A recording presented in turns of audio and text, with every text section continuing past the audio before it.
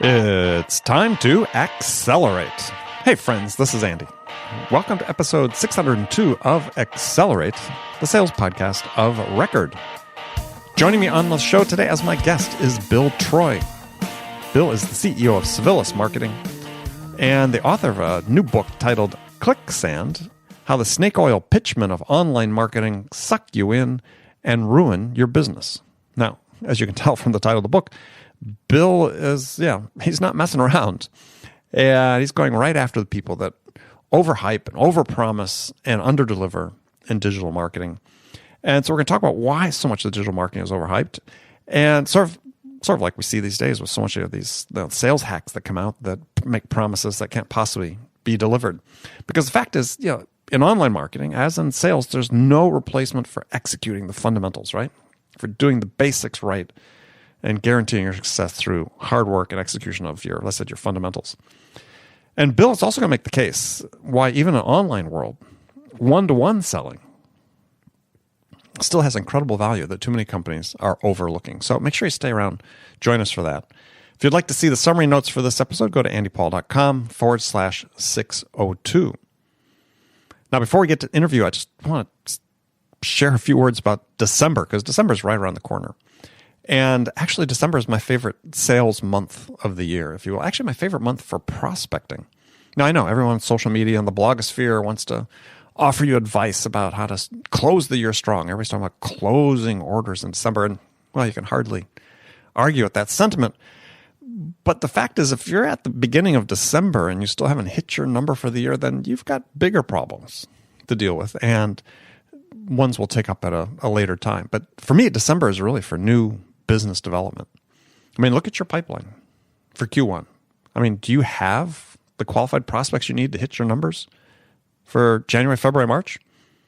I mean, really, January should be taken care of. I mean, if you're at the beginning of December, let's say you've got a 90-day sales cycle, right? From point of initial contact to closing the order.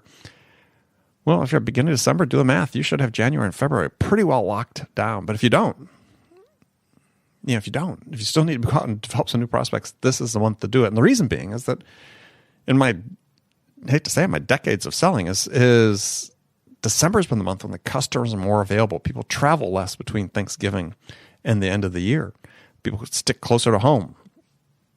And so as a result, decision makers are more readily available. Stakeholders you have to deal with are more readily available to talk with. And I've had great success moving some of my biggest deals, worth tens of millions of dollars, moving them forward during the month of December because people are just more available. And also, I actually got some of my best jobs in December. And people used to always tell me, oh, that's so bad. You have to, you're trying to find a job at the end of the year. I'm in a couple instances where, I was in transition at this last quarter of the year, earlier in my career. And actually, no, it's just the opposite. And December was fantastic because, again, the hiring managers were available.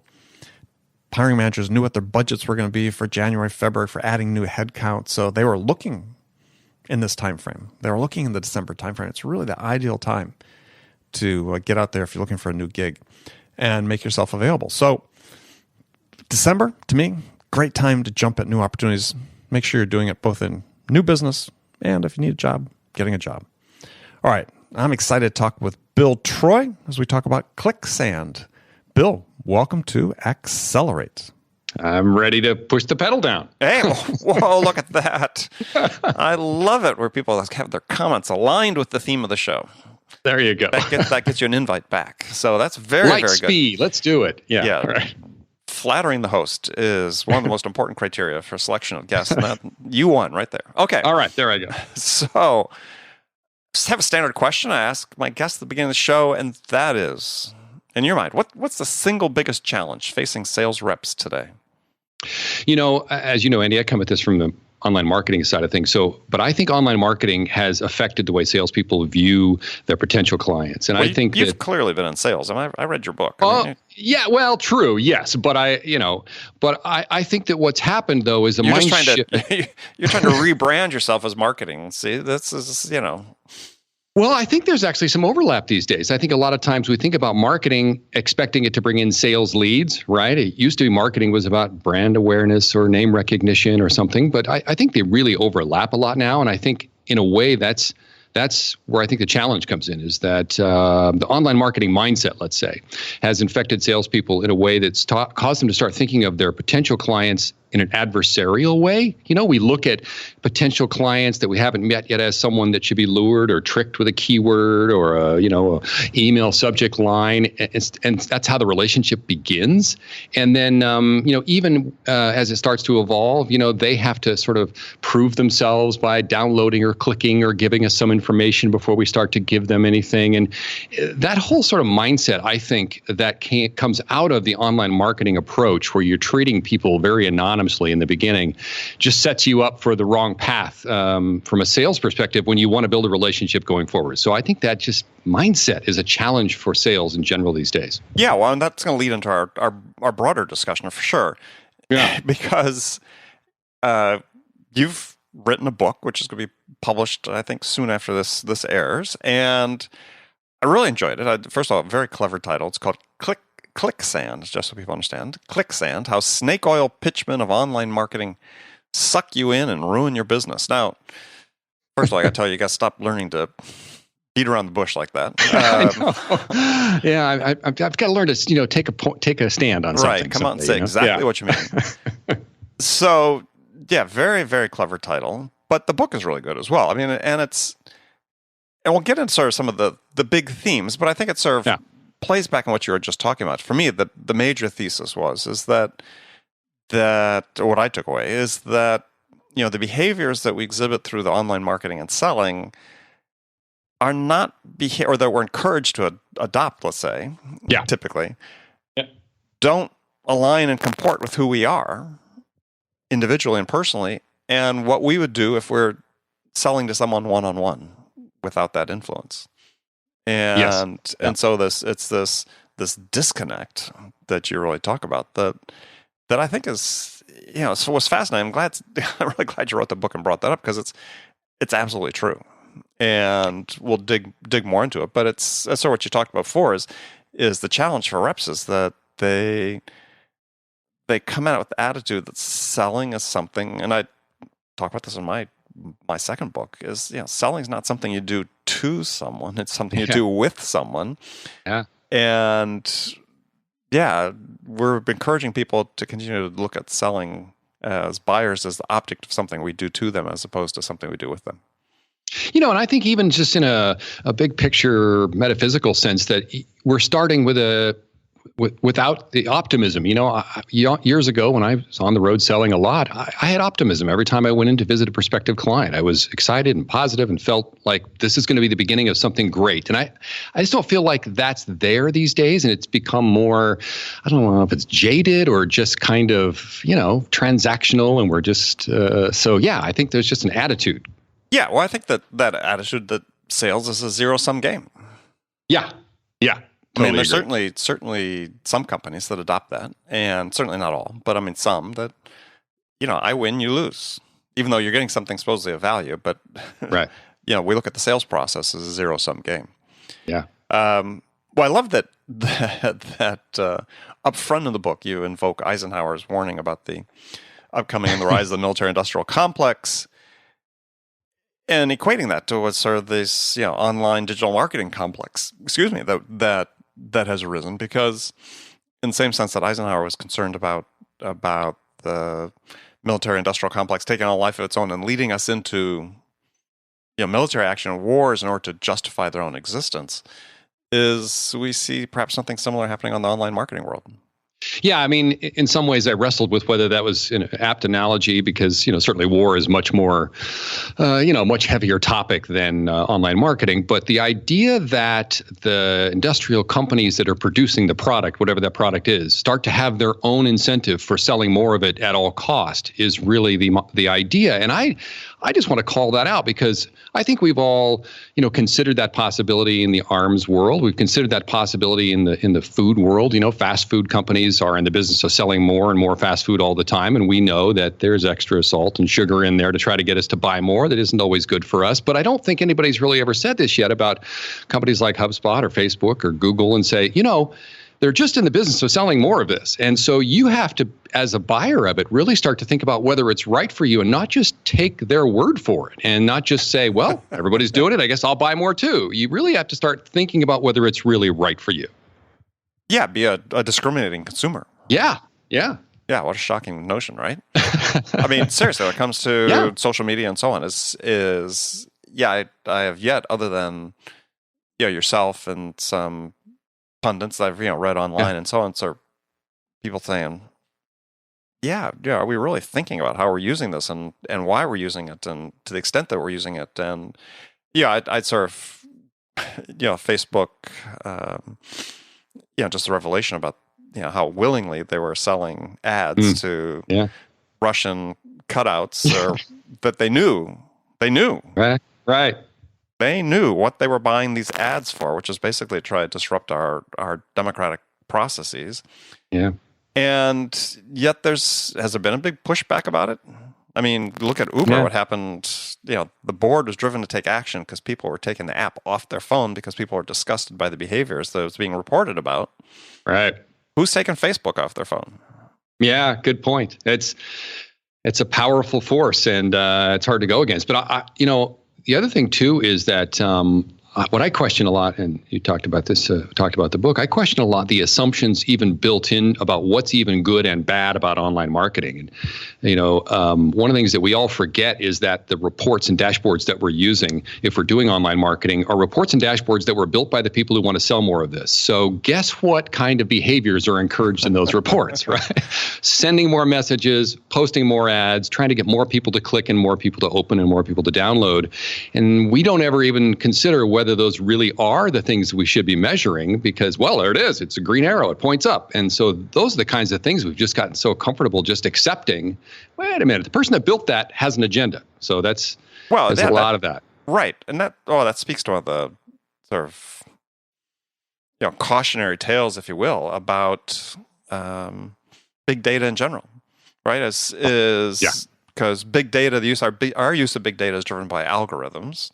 Yeah. And the algorithms aren't spontaneously generated by the machines. They're generated by people and written by people that had a point of view. Right. And a goal. To make money. Right. And so, there's a book that was written a couple years ago called Weapons of Math Destruction by a woman named Kathy O'Neill. Great book. People should pick it up and read it because it is sort of, and she's not a chicken little, hey, the sky is falling. She's a data scientist. She's worked as a quant on Wall Street. This is her livelihood. But she does invoke this idea that, we involved with these big systems with big data, and we presume that the algorithms are working to the ultimate good. But, they're not. They have biases built into them just because people started them. Absolutely. And then sometimes it's not even an algorithm. Sometimes it's just, we just figure it's better to get a better open rate on our email. And you have to actually start, in my mind, questioning that at the very beginning to say, is that a good thing? Because if you take that as just a base assumption that you're going to build your business on, then whatever you do to get a better open rate is a good thing. And that's where you start going down the path of starting to trick people. And all of a sudden, wait a minute, maybe the whole premise of that was wrong. And so, it's scary if you don't really question it. Yeah, well, for me, as one of the takeaways is that, we would indulge in behaviors in online marketing and attempt to engage somebody's interest and build a relationship with them that we would not do if we were doing it face to face. Oh, yeah, just absolutely not. It's really interesting because if you just completely act differently. And a lot of that has to do with the fact that there's anonymity. You don't really see the person on the other end.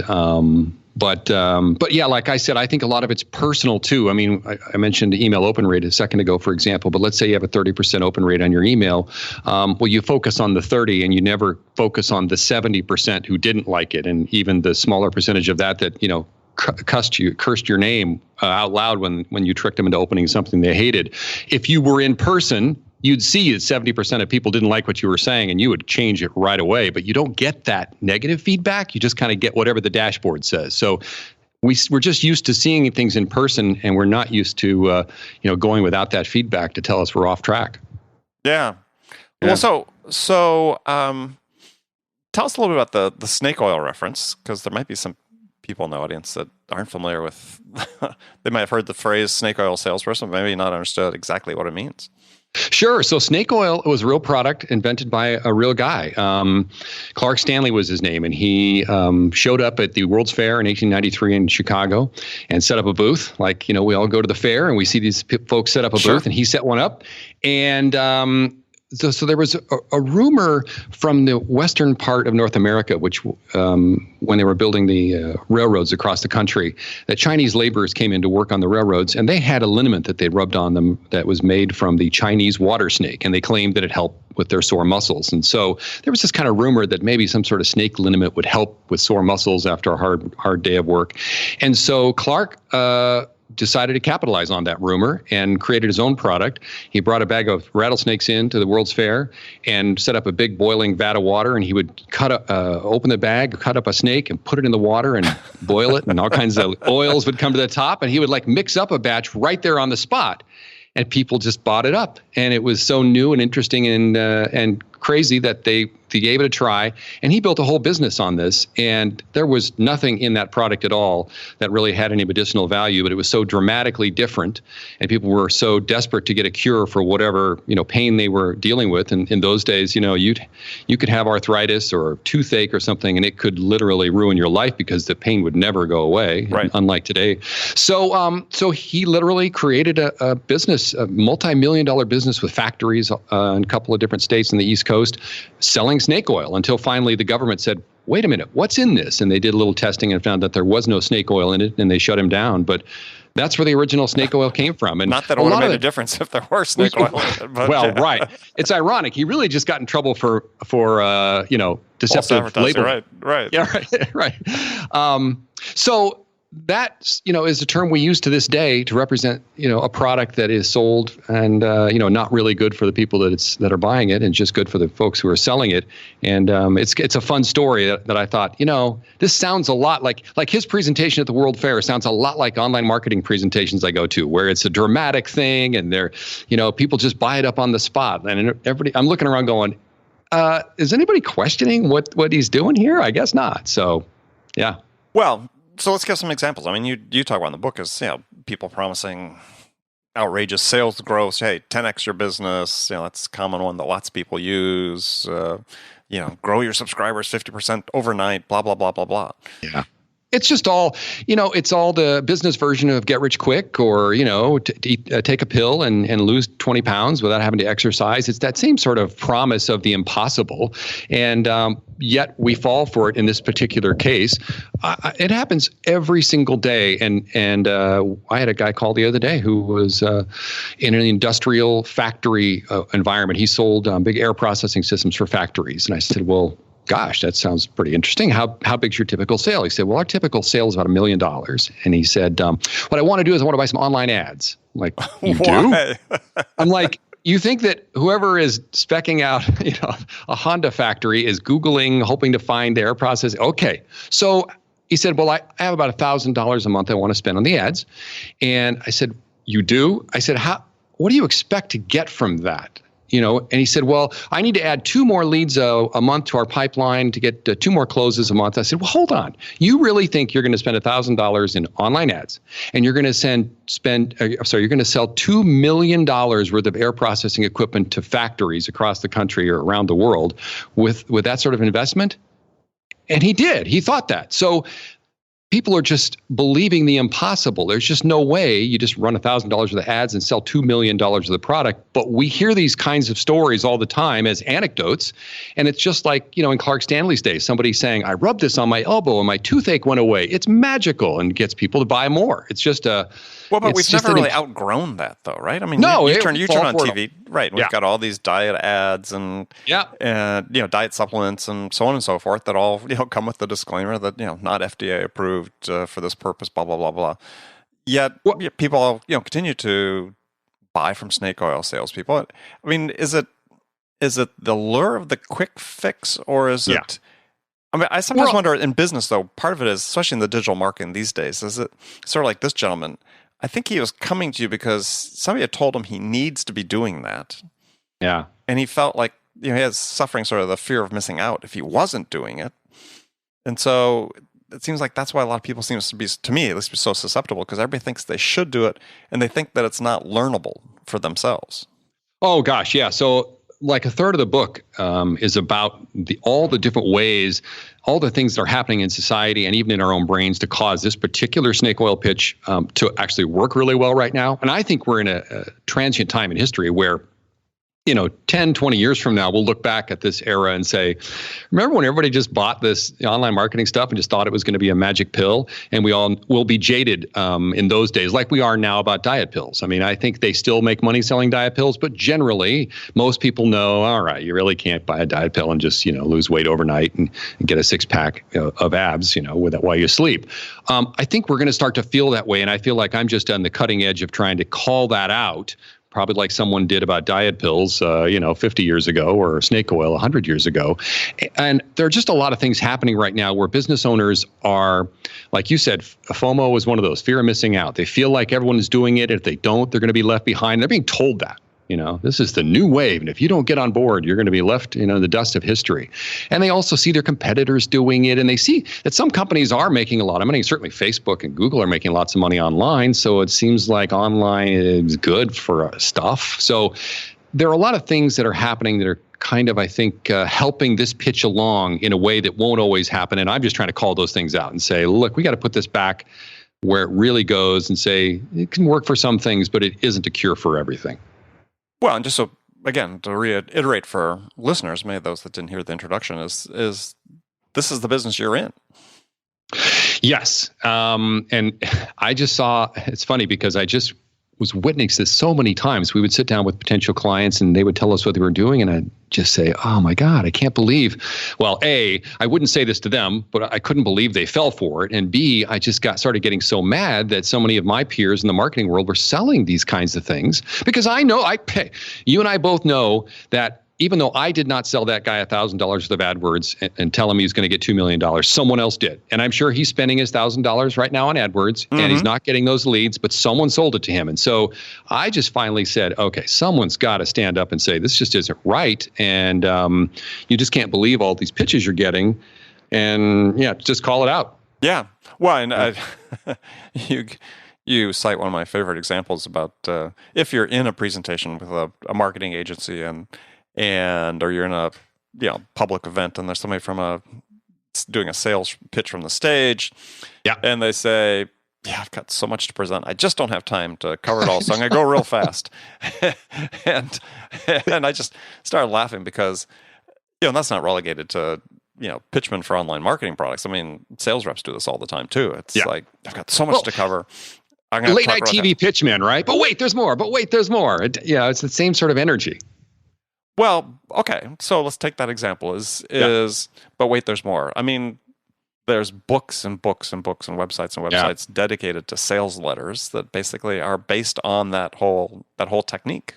Yeah, it's a technique that can work, but I think you just have to look at, there are lots of techniques that work, certainly, right? Billboards work and sales letters work. And, but it's a matter of not just what's happening, I think, with online marketing is that people are starting with the tool. We need to be online. We need to get some AdWords. And then they're justifying it. They're finding someone to sell it to them and they're justifying why they need to do it. It's like starting with the tool before you start and know what your project is going to be. I need a hammer. I got to do some of that hammer stuff. And so then you start going around looking for nails to hit. And that's what happens with online marketing. If you go through an analysis of your business and your business is driven by traffic and driven by transactions that are more anonymous and less personal and less intimate and all those sorts of things, then it may turn out that this is the way to go.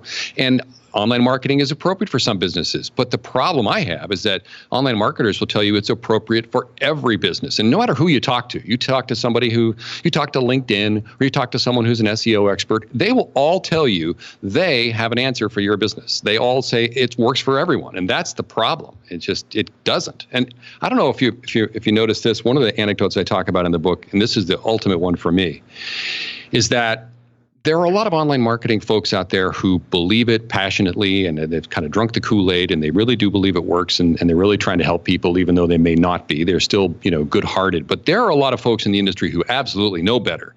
And the proof of that, as I talk about in the book, is that most people buy online marketing from someone in person. So online marketers know that they can't even sell online marketing with online marketing. They have to go to networking groups and those in-person presentations we just talked about, and they sell it one-to-one, person-to-person. And because they know relationships are how you sell stuff, yet they go and tell the company that buys it from them, you don't need a relationship, you just need the right keyword. And so that's the thing for me, is they know better. Yeah, well, and right. And you talk about this disconnect that happens between you have your funnel, which is, scripted. You have your sequence. Let's say your autoresponder sequence that you put together of, 5 emails are going to go once somebody enters your funnel. And you compare it, interestingly, to a situation that happens in sales all the time, which is that in one of your responses, you ask a question, but the question's set up in such a way to really respond to a specific answer, right? Right. And what if you don't get that answer? Yeah. Then the rest of your sequence doesn't really make sense. When we see this in sales these days, as more and more companies sort of rush into doing inside sales, a lot of times, especially in the newer cases, is their reps are really heavily scripted, and they're going to ask the 3 to 5 questions on the list, come hell or high water, irrespective of what the customer says. Right. Yeah, we get those all the time. I mean, I say, "Oh, no, thanks, I'm not interested." Well, but would you like it if I could save you 20% on? Yeah, no, still not interested.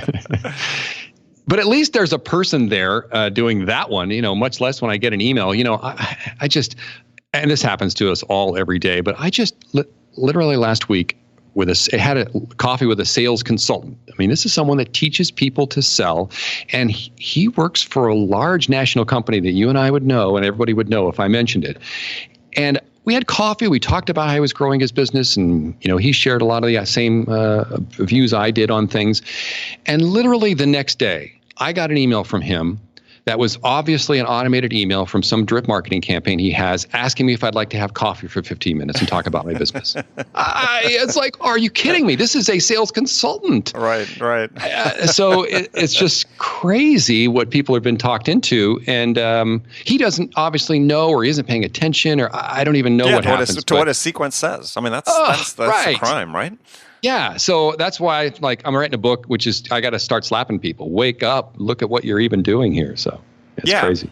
Well, and your book sort of accomplishes that. So you make the case for what not to do. So then, what should people be doing? Well, so what you need to do is, and it's different for every business, so there's not one, unfortunately, unlike, online marketing, there isn't one snappy answer for everyone, except that what I would say is you need to build your marketing and sales process around what your prospect needs in order to buy from you. And where we, so at Civilis Marketing, which is the company that I run, where I wrote the book, where we focus is where those relationships are necessary to get a deal done, especially when there's a relationship that needs to exist before there's potential for a sale. I think this is a big disconnect in the sales world, is that a lot of companies have selling processes. They know how to ask the right questions to get the client's needs discovered, and then they can make a proposal or an assessment or whatever. But they don't have a process for working with people that aren't ready to buy now. And so we help them start thinking about what is the process for the relationship that has to exist before the sale is potentially possible. And so you might need to be establishing trust. They might need to know that you're going to be here and you're trustworthy before they would ever even consider letting you try to sell them something. So that's really what I think you need to do, is figure out what has to happen for your buyer, and then make sure you're accomplishing those things. And it may be that that's a lot of times where the online marketing, or even just selling doesn't really work. So that's universal for every company, is understanding the life of their buyer. Well, and I think also you get into is that one of the reasons we use online marketing is it's a way to do sort of one-to-many communications. But the fact is that to make it work, it still has to be a one-to-one model. Yes. Yes, exactly. That person on the other end is a human being and have their own needs. And the more their needs are different from the other people that are buying from you, if everyone has the same need, if we're all wanting to go have a hamburger, okay, well, maybe the same message works for all of us. But if you start to have very particular needs for each buyer, and so that's when you have a longer selling cycle, a much bigger sale, where the buyers take a bigger risk. Yeah, more complex. Yeah, right, more complex. Yeah, right. A strategic selling type of situation, then you can't do that. You can't do least common denominator stuff. It just won't succeed. In fact, that's the whole premise of the book, is that it not only will it not succeed, it'll actually damage your business because you'll blow those people off versus doing nothing that's neutral. Right. So, but we have broad swaths of of companies in certain industries, specifically industries that rely a lot on inside sales, certain parts of the tech business, and so on, software as a service, that are really relying on a lot of these techniques that you talk about in terms of generating initial interest to try to generate a conversation that starts that one-on-one relationship. And it's not really working. I mean, you do it enough, and it's like any of these behaviors. You do it enough, there's always a certain success rate, right? But arguably, and more people are talking about this, is that success rate is really low compared to what it could be.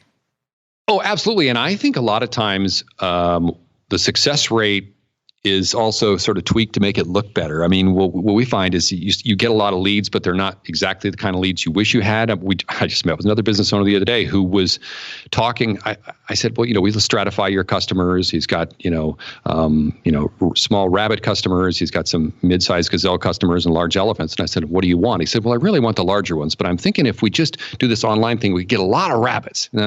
So what I see a lot of times is that businesses start to actually change their business model to try to fit what they can get through that pipeline. And so they start going after smaller businesses, trying to make it up in volume. And it's just kind of it's just a path that doesn't really work. Even if you get them, they're not really, it's not really what you need to do. No, it doesn't end well. I mean, especially if they're always servicing large accounts, basic business logic would say, if we're doing this successfully and we're probably making more money on this, why don't we do more of this as opposed to, it may be hard, but let's do the hard stuff. I think, too, another good, rule of thumb is to think about how much you want the client to invest in you and make sure you're investing that or more in them. If you're wanting them to make some sort of change that's a multi-year change, a long-term relationship change, something that's risking their career if it goes wrong, I mean, that's a big decision for them to make, whether that's software or factory automation equipment or, whatever, insurance, whatever it is. And if you're wanting them to take that sort of risk and invest that much in you, you have to invest that much in them as well. And I think that's the issue, is that we're not thinking about it that way. We're thinking, I get it. It's got an email newsletter last week, and I was joking about it, where they talked about how, they treat every customer special and unique, and you're not just a number to us. Yet it was an email that went to several thousand people. Yeah. So they weren't actually doing it. Right. So I think the key, and you talk about it, but it's still the hard part, because this is not what many people in the online marketing space talk about. Is that it still boils down, especially if you're in B2B, relatively complex product sale. Mm-hmm. At the end of the day, it still boils down to a person talking to a person. Absolutely. And so your online marketing is all about putting yourself into the position of having that conversation. Yeah. And once you have that opportunity, is doing the things that I teach people and I talk about on this show is how do you optimize the value you can deliver in that moment? Because then that will guarantee you get another moment to optimize value in. And it's if this reliance on online marketing, distances us from the customers, and that's not the key to selling more of a business product. Maybe on a transactional that may work, but on a business product, and I just you had a good quote toward the end of the book. You said on one hand we are. A quote, we were connected with more people than ever before thanks to the power of computers and online networks. And at the same time, however, those computers and networks keep us physically isolated from the people we're interacting with. Yeah. And that sums up the problem. We need to use these tools to overcome that isolation, to put us more frequently into the position where we have a person talking to a person. And if we're not doing that, then yeah, we're not using these the right way. I think too, you can even just think about what you, in simple terms, a couple of things. You can think about what you say to people in person and say, could I model that online? I mean, what do you say to someone when you see them at a conference, or, could that be what you sent to them in an email? Why do you send the sort of boilerplate, my company provides top novels, several services, blah, blah, blah, but you would never say that in person. So why is your first contact by email going to be different? That's what you think. I mean, the problem is, well, yeah, I mean, I guess on a telephone, maybe if it's a cold call, they're saying that sort of stuff, but certainly not walking up to someone and I don't know, maybe. But I think just trying to think about how you act with another human being is a starting point, And the other one I tell people too is just start watching and seeing what you like. So we're all going to get 500 messages in our inbox today, and we're going to like 5 of them, right? And we're going to respond to, 20, but 5 will really like chuckle and respond back and say something. And think about what those were like. What was it? How was it communicated to you? And start thinking if you could do that with someone else. One of the arguments we get all the time about online marketing is that, it's more efficient, it's cost effective.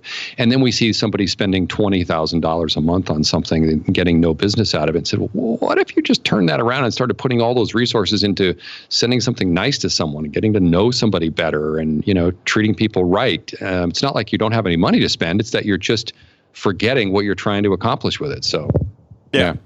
No, absolutely. Well, Bill, unfortunately, we've run out of time, but great conversation. So tell folks how they can find out more about you, when your book's going to be available, and so on. Right. The official release date, I just got it, is February 20th. So it'll be available on that day on Amazon. You can pre-order it now, but I put together a page right now for folks to go to immediately that are intrigued by what we've been talking about. At the website for the book is Clicksand. clicksand.net/accelerate. And we've got a little page there. And what I did was I put up chapter 5, which is the chapter that goes through in detail all the ways that the online marketing can damage your business. Because I think a lot of that is really eye-opening for people to see, oh gosh, I didn't even think about the fact that it's doing that to me, right? Right. So that's up there. Just go ahead and download it. And you don't have to put your email address in. I'm not going to put you on some email list. I just want people to get the chapter. And if they like it, great, we can talk more. And there's a discount code there. You can sign up to get a discount when the book is released. And then if this resonates with anyone and they want to talk more, they can schedule a call with me. So that's Perfect. Yeah. All right. Bill, thank you. And friends, thank you as always for joining me today. Make sure you come back for the next great episode of Accelerate. Until then, if you get a chance, go to iTunes, subscribe to this podcast, and leave us a review. We'd really appreciate that as well. So thanks again for joining me. Until next time, this is Andy Paul. Good selling, everyone.